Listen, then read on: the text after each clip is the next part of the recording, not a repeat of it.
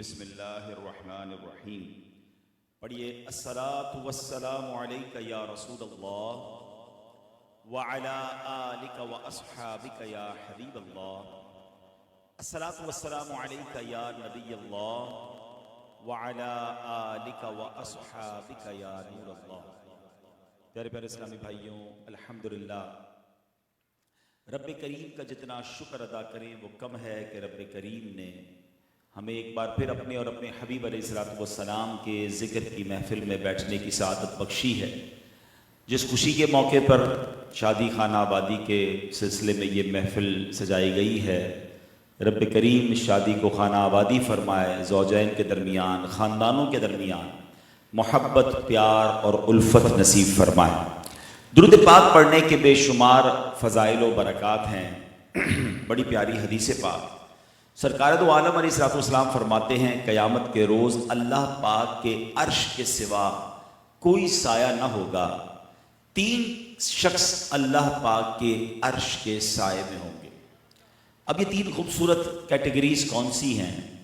آقا فرماتے ہیں جو شخص میرے امتی کی پریشانی کو دور کرے. یعنی کسی مسلمان کی پریشانی دور کرنا یہ اللہ کو کتنا پسند ہے کہ اس کو اپنے عرش کا سایہ نصیب فرمائے گا. یہاں یہ دیکھیں کہ پریشانی دور کرنے والا اتنا پسند ہے تو پریشانی پیدا کرنے والا کتنا ناپسندیدہ ہوگا. یعنی مسلمانوں کو کچھ لوگ واقعی راحتیں پہنچاتے ہیں، آسانیاں کرتے ہیں، مگر ایسے بھی لوگ ہوتے ہیں جن کا کام ہی ٹینشن کریٹ کرنا ہوتا ہے. کچھ پرابلم سالور ہوتے ہیں، کچھ پرابلم کریٹر ہوتے ہیں. اپنے بارے میں ہم غور کریں کہ ہمارے وجود سے لوگوں کو آسانیاں ملتی ہیں یا لوگوں کو ٹینشن ملتی ہے. اب اس میں سب طرف دیکھنا ہوتا ہے. بعض اوقات دوست بڑے خوش ہوتے ہیں، رشتہ دار پریشان ہوتے ہیں. رشتہ دار بڑے خوش ہوتے ہیں، پڑوسی پریشان ہوتے ہیں. پڑوسی مطمئن ہوتے ہیں تو جناب جس سے کاروبار کرتے ہیں وہ پریشان ہوتے ہیں. ایسا نہیں. مزہ اس میں ہے کہ ہر طرف میری وجہ سے آسانی ہو، راحتیں ہو، پریشانیاں لوگوں کی دور ہوں. قیامت کے دن اللہ کے عرش کا سایہ چاہیے تو اس کیٹیگری میں اپنے آپ کو شامل کیجئے. دوسرے نمبر پر میرے آقا فرماتے ہیں میری سنت کو زندہ کرنے والا. مبارک ہو ان لوگوں کو جو نبی پاک کی سنت پر عمل کرتے ہیں، اسے زندہ کرتے ہیں. انشاءاللہ قیامت کے دن اللہ کے عرش کا سایہ نصیب ہوگا. تیسرے نمبر پر میرے آقا فرماتے ہیں مجھ پر کثرت سے درود شریف پڑھنے والا. درود شریف ایک ایسی نعمت ہے کہ جس کو کثرت سے پڑھتے رہیں دنیا میں تو برکتیں ملیں گی، انشاءاللہ قیامت کے دن بھی رب عز و جل کے عرش کا سایہ نصیب ہوگا. مل کر محبت کے ساتھ بآواز بلند درود پاک پڑھ لیں. صلو علی الحبیب صلی اللہ تعالی علی محمد صلی اللہ علیہ وسلم. سرکار دو عالم صلی اللہ تعالی علیہ وسلم ایک بار کسی راستے سے گزر رہے تھے. راستے میں ایک بڑی بلند خوبصورت سی عمارت دیکھی. نبی پاک نے پوچھا یہ کیا ہے؟ صحابہ کرام نے عرض کی یہ فلاں صحابی نے بنائی ہے. نبی پاک علیہ الصلوۃ والسلام جب یہ سنا تو آپ کو یہ بات ناگوار گزری، مگر آپ نے اس کا کوئی اظہار نہیں فرمایا. بعد میں جب وہ صحابی نبی پاک کی بارگاہ میں گئے جنہوں نے یہ بلڈنگ بنائی تھی، عمارت بنائی تھی، تو پیارے آقا کو انہوں نے جب سلام کیا تو نبی پاک علیہ الصلوۃ والسلام نے اپنا رخ انور پھیر لیا، یعنی ان سے چہرہ پھیر لیا. تو وہ صحابی بڑے پریشان ہو گئے. دوبارہ پیارے آقا کی طرف گئے تو نبی پاک نے پھر چہرہ پھیر لیا. تو اب جب چند بار ایسے ہی ہوا تو وہ صحابی رسول بڑے پریشان تھے کہ معاملہ کیا ہے، نبی پاک مجھ سے ناراض کیوں ہو گئے. تو بقیہ صحابہ نے بتایا کہ تمہارے گھر کے قریب سے جو تم نے بلند عمارت بنائی تھی اس کے قریب سے گزرے تھے، اور وہاں جب پتہ چلا کہ تم نے وہ عمارت بنائی ہے تو نبی پاک کو یہ ناگوار گزرا ہے. کوئی ورڈ نہیں فرمایا، کوئی اظہار نہیں فرمایا، ناجائز و حرام نہیں فرمایا، توڑنے کا حکم نہیں دیا. جسٹ مزاج رسول اللہ صلی اللہ علیہ وسلم کو یہ ناگوار گزرا تھا. صحابی رسول کے لیے اتنا بڑا مسئلہ تھا کہ یہ گئے اور جا کر اس پوری عمارت کو گرا دیا، ڈیمولش کیا، گراؤنڈ کر دیا. اللہ اکبر. اب کچھ دنوں بعد نبی پاک پھر وہاں سے گزرے تو فرمایا وہ عمارت کہاں گئی؟ تو سرکار دو عالم علیہ الصلوۃ والسلام سے ایک صحابی نے عرض کیا کہ حضور آپ کی جو ہے وہ ناراضی کے خوف سے، آپ کی ناگواری کا جو وجہ تھی اس کی وجہ سے عمارت ہی میں نے گرا دی۔ اس پر نبی پاک علیہ الصلوۃ والسلام نے فرمایا سن لو، بے شک ہر عمارت اس کے مالک کے لیے وبال ہے، البتہ جو ضرورتاً بنائی گئی ہو۔ اب یہاں مفتی احمد یار خان نعیمی رحمۃ اللہ تعالی علیہ اس حدیث کے تحت لکھتے ہیں کہ اس حدیث پاک سے لفظ وبال سے مراد اگر گناہ ہے تو مطلب یہ ہے کہ ہر عمارت جو بلا ضرورت، جو صرف فخر و تکبر کے لیے بنائی جائے، یہ عمل ناجائز ہے۔ فخر و تکبر کا ہر کام حرام ہے، اور اگر یہاں لفظ وبال سے مراد آخرت کا بوجھ ہے تو ہر وہ عمارت اس میں داخل ہے جو بلا ضرورت بنائی جائے۔ تو اب پتہ یہ چلا اس حدیث سے دو باتیں سیکھنی ہیں کہ دکھاوے کے لیے، فخر و تکبر کے لیے، چاہے وہ عمارت ہو، چاہے وہ لباس ہو، چاہے وہ سواری ہو، کوئی بھی چیز ایسی ہو جس پہ لوگوں پر بڑائی جتانے کے لیے بندہ کرتا ہے، تو یہ بنانے والے کے لیے اور ان چیزوں کے مالک کے لیے وبال بن جاتا ہے، بوجھ بن جاتا ہے، جس کا جواب دینا مشکل ہو جائے، اور یہ نبی پاک اس کو پسند نہیں فرماتے۔ ضرورتاً بنائے تو اور بات ہے، اس میں اچھی نیتیں شامل ہونی چاہیے۔ آج کل گھر بنانے کے اندر بھی یہ پرابلم ہے کہ گھر اگر اس سوچ کے ساتھ بنایا جا رہا ہے کہ پوری سوسائٹی کا سب سے اچھا گھر بناؤں گا، فلاں رشتہ دار نے بنایا، میں بنا کر دکھاؤں گا کہ اس سے اچھا گھر میرا ہے، میرے گھر میں لوگ داخل ہوں تو میری شان و شوکت کا پتہ چلے، تو گھر تو تھا مگر نیت کیا ہو گئی؟ فخر کی، تکبر کی، دکھلاوے کی۔ تو یہ پھر گھر ہو یا عمارت ہو یا آفس ہو یا سواری ہو، اب اس کو آپ سوچتے چلے جائیں، جو جو چیز دکھاوے تکبر کے لیے تو سب یہ وبال بن جائے گا۔ آپ گھر بنائیں کہ راحت و سکون کے لیے گھر بنا رہا ہوں، اس گھر میں کوئی نماز کی جگہ بھی بناؤں گا، اس گھر میں انشاءاللہ قرآن پاک بھی پڑھا جائے گا، اس گھر میں جو بچے ہیں گھر والے ان کو راحت و سکون ملے گا، مہمان آئیں گے تو ان کی مہمان نوازی کروں گا۔ نیت بدلنے سے پھر چیزیں درست ہو جاتی ہیں۔ مثال کے طور پہ قبلہ شیخ طریقت امیر اہل سنت نے ایک بار بڑی پیاری بات فرمائی کہ گھر میں ایک روشن دان بندہ لگاتا ہے، کھڑکی، کیا نیت ہے کہ جناب ہوا آئے گی اور روشنی آئے گی، کوئی ثواب نہیں ہے، مگر اسی کھڑکی کو لگاتے ہوئے یہ بھی نیت کر لے کہ اذان کی آواز بھی آئے گی، ہوا روشنی رک نہیں جائے گی، وہ بھی آئے گی، مگر اب یہ کھڑکی لگانا بھی ثواب ہو جائے گا۔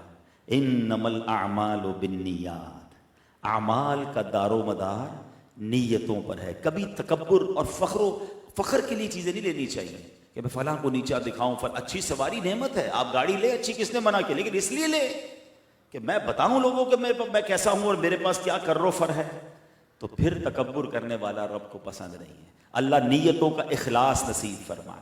یہاں ایک اور بات بھی سیکھنے کو مل رہی جو میرا آج بیان کا موضوع ہے کہ اس حدیث میں پیارے آقا نے منع نہیں کیا تھا، انہیں گرانے کا نہیں فرمایا، مگر پتا چلا کہ سرکار علیہ الصلوۃ والسلام کو ناگوار گزری، اپنی کروڑوں، اس زمانے کے کروڑوں روپے ہوں گے جو بھی قیمت تھی، اس کو زیرو کر دیا۔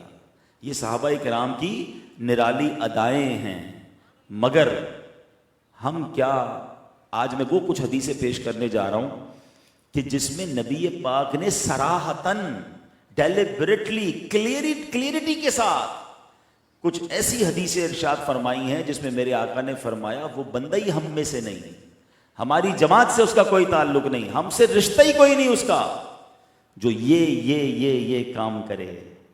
اب ایک تو پرابلم یہ، ہم نے وہ حدیثیں ہی نہیں پڑھی ہوتی ہیں، ہم یہ علم بھی تو حاصل نہیں کرتے نا۔ میں آج چلیں بیان شروع کرنے سے پہلے ایک مشورہ دے دیتا ہوں ان عاشقان رسول سے جو نبی پاک سے واقعی محبت کرتے ہیں اور کرنی بھی چاہیے۔ دو قسم کی حدیثیں ہیں، ایک کیٹیگری ان حدیثوں کی ہے جس میں نبی پاک فرماتے ہیں کہ تم میں بہترین وہ ہے، the best amongst you۔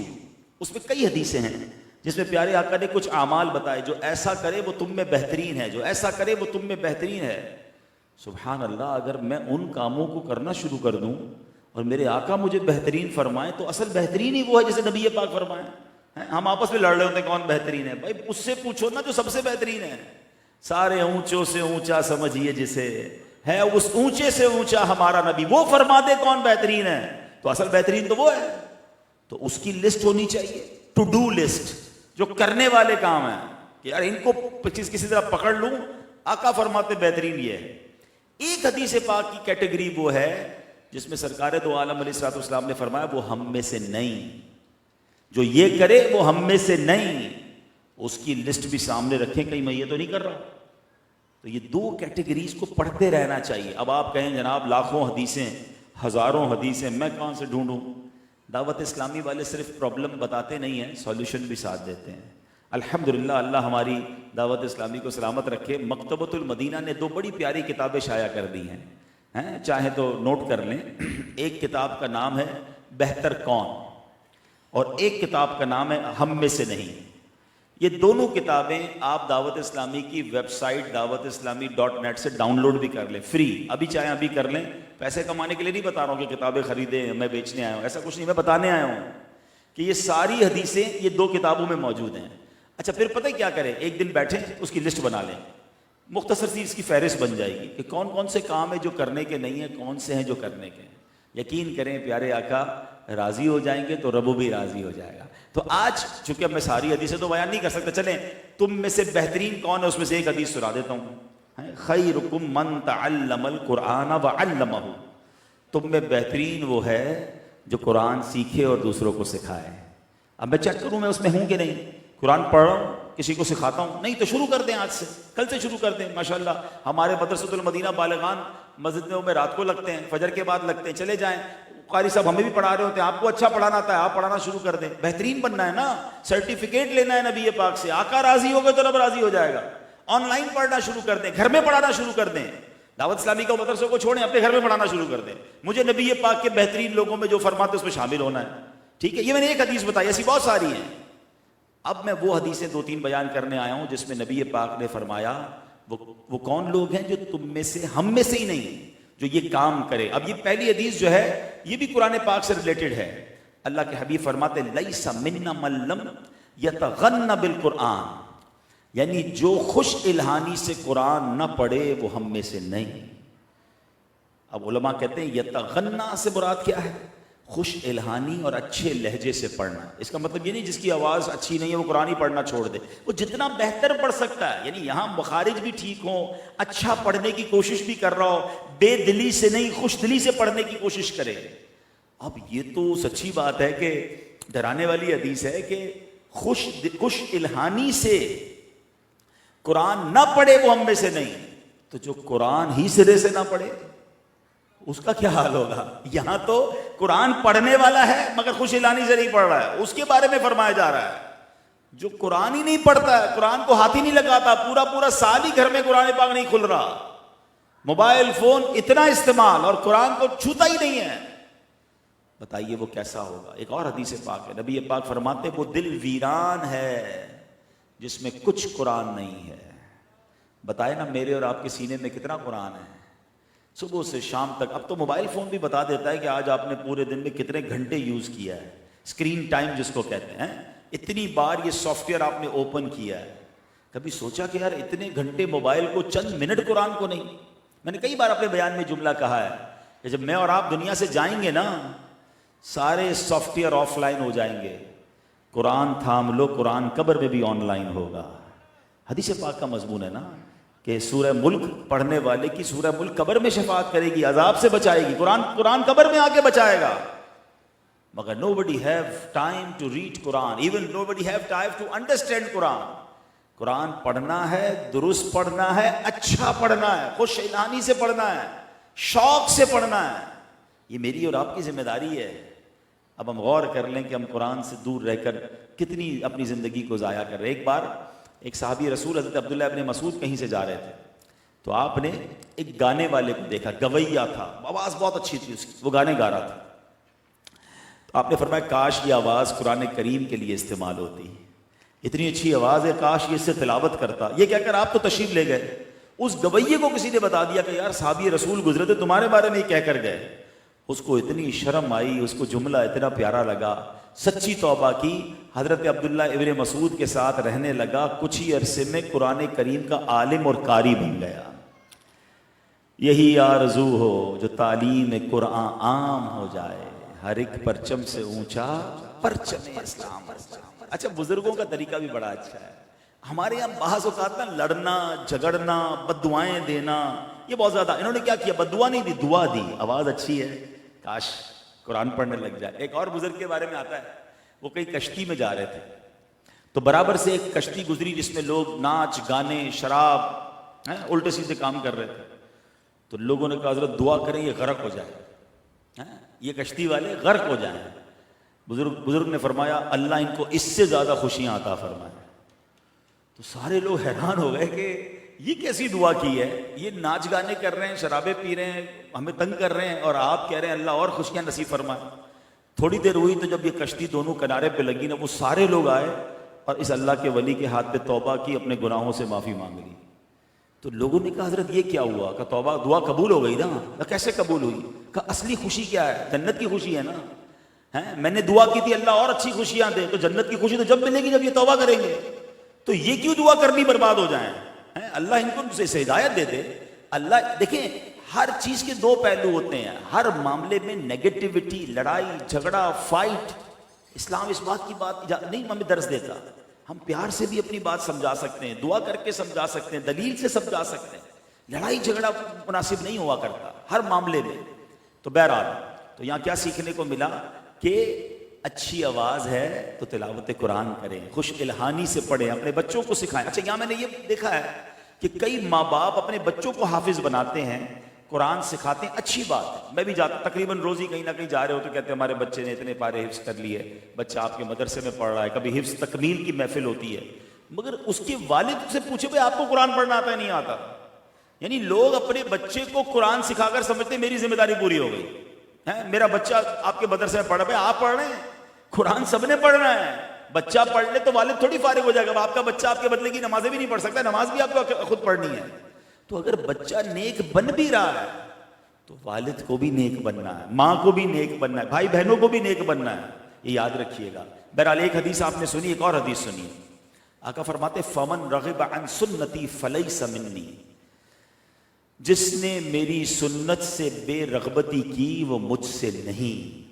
یعنی سنت سے جو منہ موڑ لے, سنت میں انوالو ہونا پسند نہیں کرتا, وہ آقا کے ساتھ نہیں ہے. علماء کرام اس حدیث کی شرح میں فرماتے ہیں مطلب یہ کہ جو بندہ کسی سنت کو برا جانے وہ اسلام ہی سے خارج ہے, اور جو بلا عذر سنت چھوڑنے کا عادی ہو وہ پیارے آقا علیہ الصلوۃ والسلام کے پسندیدہ اور پرہیزگار لوگوں میں سے نہیں. اب یہاں ایک عجب فینومنا شروع ہو گیا, جب باتیں ہونا شروع ہو گئی ہیں. لوگ کہتے ہیں سنت ہی ہے نا, چلو کوئی بات نہیں. یعنی سنت جیسے ہی دماغ میں لفظ آتا ہے لوگ کہتے ہیں یہ چھوڑ دینی چاہیے, یہ فرض نہیں ہے تو کوئی بات نہیں, سنت ہے چلو رہنے دو کوئی بات, سنت ہی ہے نا. اتنا گرانٹڈ لے لیا ہے سنت کو, اتنا نارملائز کر دیا ہے. حالانکہ سنت کیا ہے؟ سرکار دو عالم علیہ الصلوۃ والسلام فرماتے ہیں جس نے میری سنت سے محبت کی اس نے مجھ سے محبت کی, اور جس نے مجھ سے محبت کی وہ جنت میں میرے ساتھ ہوگا. کانا معی فی الجنہ. ارے سنت تو نبی پاک کے ساتھ جنت میں جانے کا راستہ تھا, اور ہم کہتے ہیں سنت ہی ہے کوئی بات نہیں یار, نہیں پڑھی تو کوئی بات نہیں, عمل نہیں کیا تو کوئی بات نہیں. ایک طرف فرمانے جو سنت سے منہ موڑے وہ مجھ سے نہیں, اور ایک طرف فرما رہے سنت پر عمل کرنے والا میرے ساتھ جنت میں ہوگا. تو پھر کتنی اہمیت ہوئی سنت کی. لیکن آج بہت برا حال ہے, سنتوں سے بہت دوری ہے. ہمارے گفتار میں, ہمارے کردار میں, ہمارے لباس میں, ہمارے انداز میں, ہمارے کاروبار میں, ہمارے فیملی میں.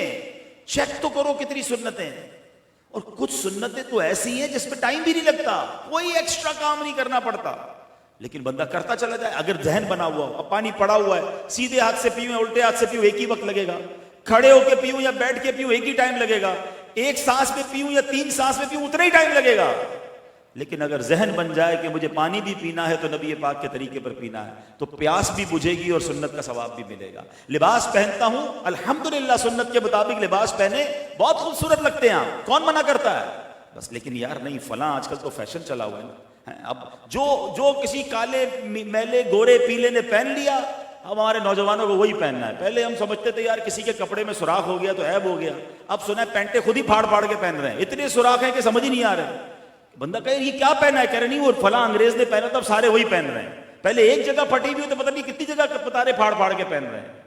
کیا ہو گیا ہم مسلمانوں کو, یہ کس کے پیچھے چل رہے ہیں ہم لوگ کہ نہیں یار فلاں نے ایسے ہیئر اسٹائل بنایا تو اب میں نے ایسے بنانے, فلاں نے وہ والے چشمے پہنے میں نے وہی پہننے, گھڑی اس نے.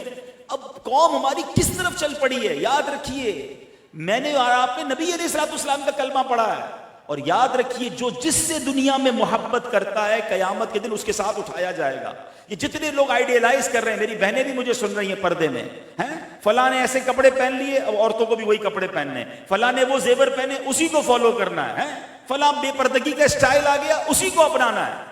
شادیوں کے اندر جو طوفان بدتمیزی برپا کیا ہوا ہے, خدا کے بندو سوچو تو صحیح ہم کدھر جا رہے ہیں. کتنی اچھی یہ شادی کی محفل ہے, یہ بھی تو ایک شادی ہو رہی ہے نا, اللہ رسول کا ذکر ہو رہا ہے, نبی پاک کی نعتیں ہو رہی ہیں. لیکن یہ بھی ایک, میں آپ کو دل جل رہا ہے اس لیے بتا رہا ہوں کہ یہ بھی ایک آج کل فارمیلٹی بن گئی ہے. اللہ کرے اس فیملی نے ایسا نہ کیا ہو, ورنہ اب فارمیلٹی کیا بن گئی ہے کہ 5 فنکشن کرنے, ایک نعت خوانی بھی کر لو, باقی 4 میں جو کرنا ہے کرو. پھر تو آپ مذاق کر رہے ہیں نا. آپ خود سوچیں, بزرگ, میں تو بزرگوں کی بجائے نوجوانوں سے بات کرتا ہوں بیان میں, کہ میرے نوجوان بھائیوں, میری بہنوں, آپ میں سے جس کی شادی ہونے والی ہے نا, آپ ایک اسٹینڈ لے لیں. میں آپ کو بھائیوں والا مشورہ دے رہا ہوں, ایک اسٹینڈ لے لو. اسٹینڈ کیا ہونا چاہیے کہ میری شادی میں, بتا دیں ابھی سے گھر والوں کو, کوئی ایسا کام مت کرنا جس میں میرے رب اور میرے آقا ناراض ہو جائے. اس کی وجہ بتاؤں, سب ذرا مل کر جواب دو گے تو وجہ بھی سمجھ آ جائے گی. خوشیاں دینے والا کون ہے بتائیے, زور سے بتائیے. دولت دینے والا کون ہے, اولاد دینے والا کون ہے. جب آگے کی ساری خوشیاں دینی رب نے ہیں اور میں نے شادی میں ہی اپنے رب کو ناراض کر لیا, تو بقیہ لائف کی خوشیاں کس سے مانگوں گا. ہم نے دیکھا, ہمیں یہاں کے لوگوں نے بتایا کہ ایک گلوکار کو 1 کروڑ روپے دیے گئے ہیں. پتہ نہیں کتنی قسم کی نائٹ, پتہ نہیں تو نام بھی مجھے نہیں آتا, ڈھولک. پہلے تو ہماری شادیاں جب ہوئی تھی تب سنتے تھے وہ مایوں اور کیا کہتے ہیں مہندی نائٹ. اب تو پتہ نہیں رنگ پارٹی الگ ہے, تو کوئی ڈیسٹینیشن نائٹ الگ ہے, تو رات کو لڑکے لڑکیاں مل کر ناچتے ہیں وہ نائٹ الگ ہے. 50 قسم کی نائٹس ہیں, اور اتنے سارے فنکشن, اتنے سارے حرام کام کر کے ہم شادی کر رہے ہیں.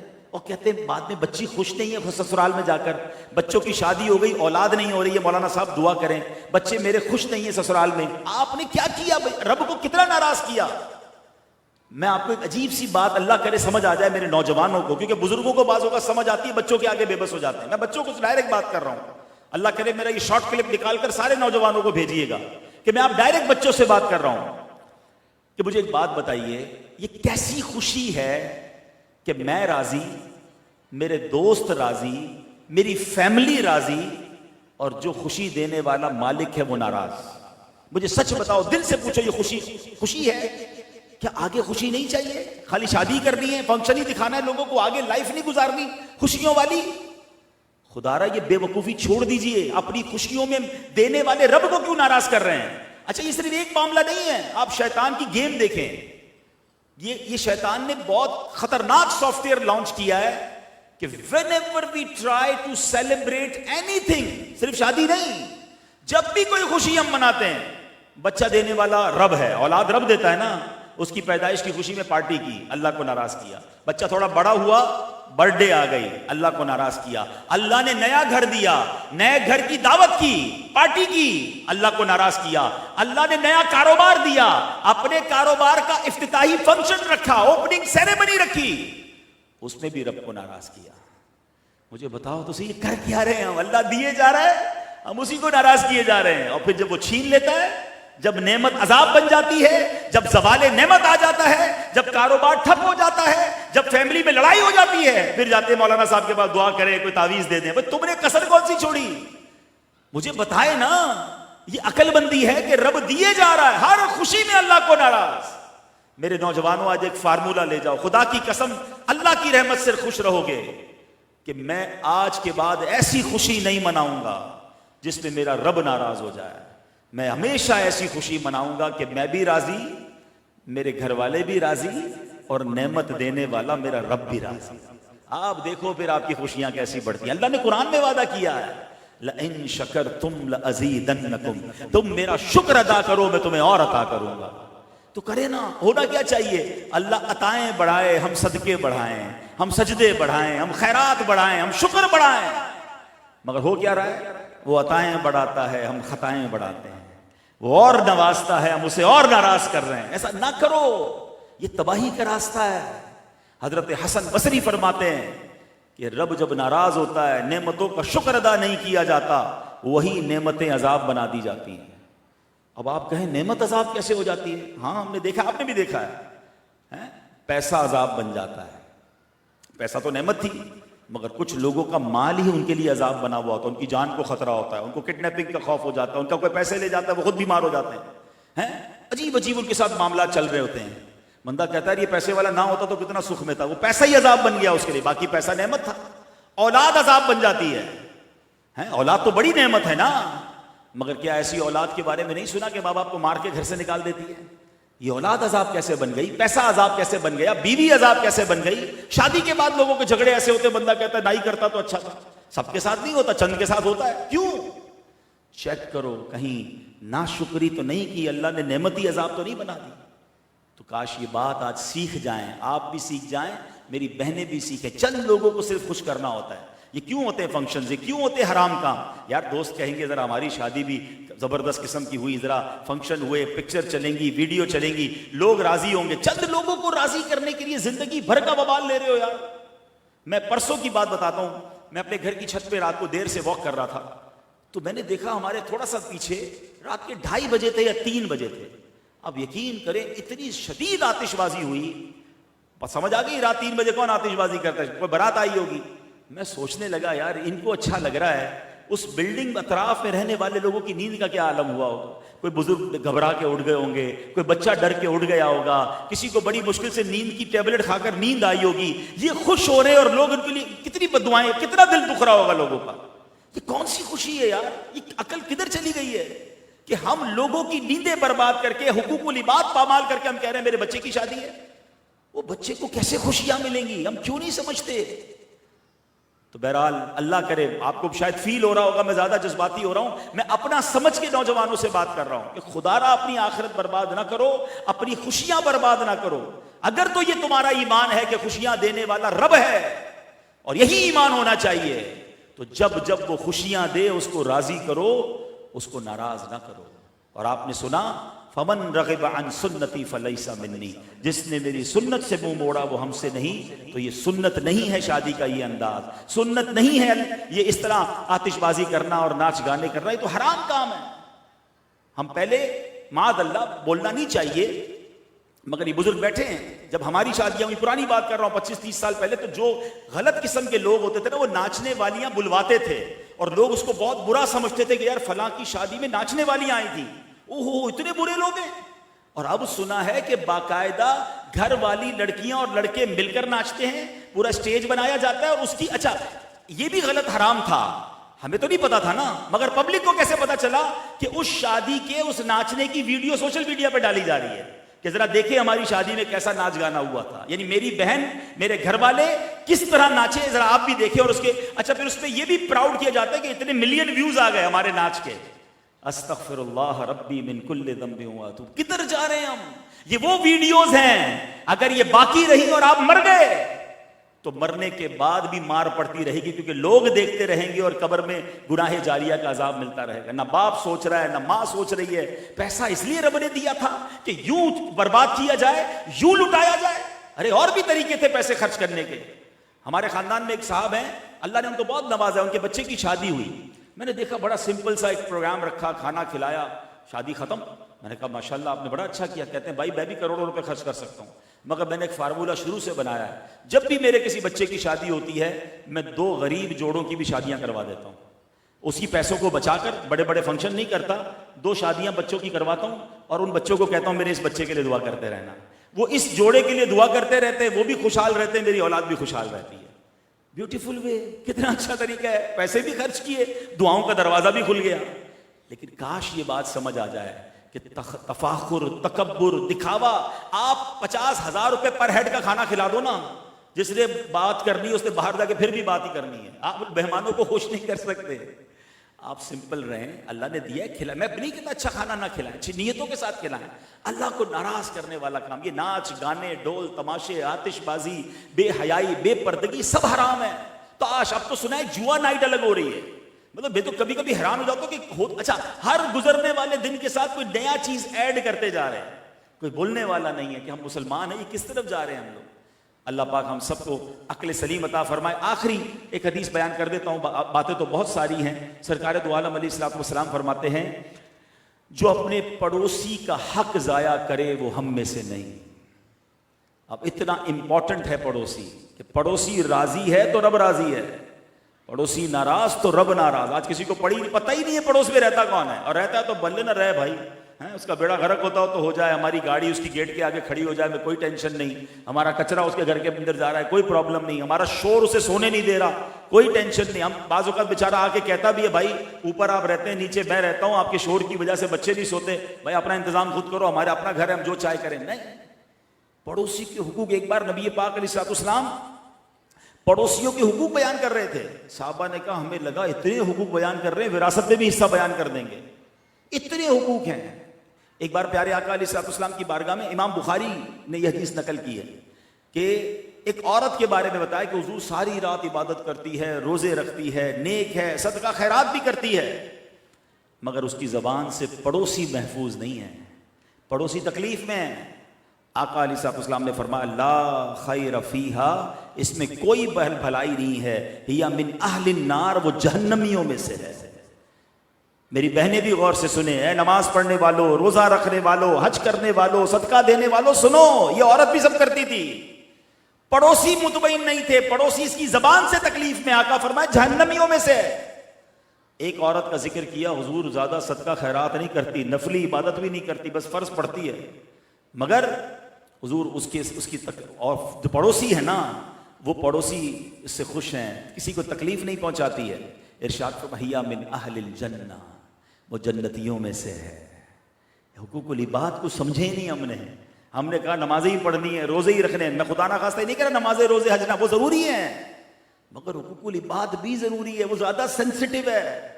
تو اپنے پڑوسیوں کا خیال رکھیں، مسلمانوں کے ساتھ تعلقات اچھے کریں، اپنے رشتہ داروں کے ساتھ تعلقات اچھے کریں، کیونکہ آقا علیہ الصلوۃ والسلام نے جو یہ فرمایا نا کہ وہ ہم میں سے نہیں، ہمیں ان تمام چیزوں سے اپنے آپ کو نکالنا ہے. حضرت عقبہ بن عامر رضی اللہ تعالیٰ عنہ فرماتے ہیں کہ نبی پاک علیہ الصلوۃ والسلام نے فرمایا قیامت کے دن پہلے جھگڑے والے دو پڑوسی ہوں گے. اب ذرا سمجھیے گا، یعنی قیامت میں سب سے پہلے پڑوسیوں کے جھگڑے چکائے جائیں گے. یعنی حقوق العباد کی جو کیٹیگری میں پہلے نمبر پر حساب ہوگا نا، یعنی عبادتوں میں سب سے پہلے کس کا حساب ہوگا؟ نماز کا حساب ہوگا. اور معاملات میں سب سے پہلے خون ناحق کا حساب ہوگا، معاذ اللہ اگر کسی نے کسی کو قتل کیا ہوگا. اور حقوق العباد میں، ادائے حقوق میں سب سے پہلے پڑوسیوں کا جواب دینا پڑے گا، پڑوسیوں کا حق ادا کرنا پڑے گا. پڑوسی اگر کھڑا ہو گیا اللہ کی بارگاہ میں تو اس کو جواب دینا پڑے گا. ہو سکتا ہے اس کو نیکیاں دینی پڑے یا اس کے گناہ سر پر آ جائیں. تو اللہ کرے کہ یہ بات سمجھ آ جائے. بیان کے شروع میں نے آپ کو ایک ہنٹ دے دی تھی کہ پلیز یہ لسٹ ڈاؤن کیجئے کہ آقا کن باتوں میں فرماتے ہیں کہ تم میں بہترین کون ہے، اس طرف جانا شروع کر دیجئے، وہ کام کرنا شروع کیجئے. اور جس میں فرمایا کہ وہ ہم میں سے نہیں، وہ کام چھوڑنا شروع کر دیجئے. بلکہ میں صاحب خانہ کو ایک مشورہ دیتا ہوں، جن کی محفل ہے، آپ نے ماشاءاللہ لاکھوں روپے خرچ کیے ہیں، ایک خرچہ اور کر لیں، بہت بڑی نیکی ہے کہ یہ دونوں کتابیں لیجئے اور اپنے سارے مہمانوں کو گھر پہ بھجوا دیجئے. یا آپ بہت بڑی نیکی کمائیں گے، وہ ہم میں سے نہیں اور بہتر کون. یہ اگر گھر والوں میں سب نے بیٹھ کر اس کو پڑھنا شروع کر دیا، عمل کرنا شروع کر دیا، ان کاموں کو چھوڑنا شروع کیا جو آقا فرماتے ہم میں سے، ہم جائیں گے کدھر یار؟ وہ سوچے تو صحیح، اگر آقا نے کہہ دیا ہم میں سے نہیں تو قیامت کے دن شفاعت میں کس سے لوں گا؟ نبی پاک کے سوا ہمارا ہے کون؟ تو ہمیں وہ کام چھوڑنے ہوں گے. اور اگر آقا علیہ الصلوۃ والسلام کے قریب ہونا ہے تو جن باتوں میں نبی پاک نے فرمایا تم میں بہترین وہ ہے، تو وہ کام کرنا شروع کر دیجئے. اللہ مجھے میرے آقا علیہ الصلوۃ والسلام کے پسندیدہ بندوں میں شامل فرما لے، آپ کو بھی شامل فرما لے. اللہ ان سارے کاموں سے بچائے جس میں اللہ اور اس کے رسول کی ناراضی ہے. اللہ پاک عمل کرنے کی توفیق عطا فرمائے. یہ پیاری باتیں دعوت اسلامی کے ماحول میں سیکھی اور سکھائی جاتی ہیں.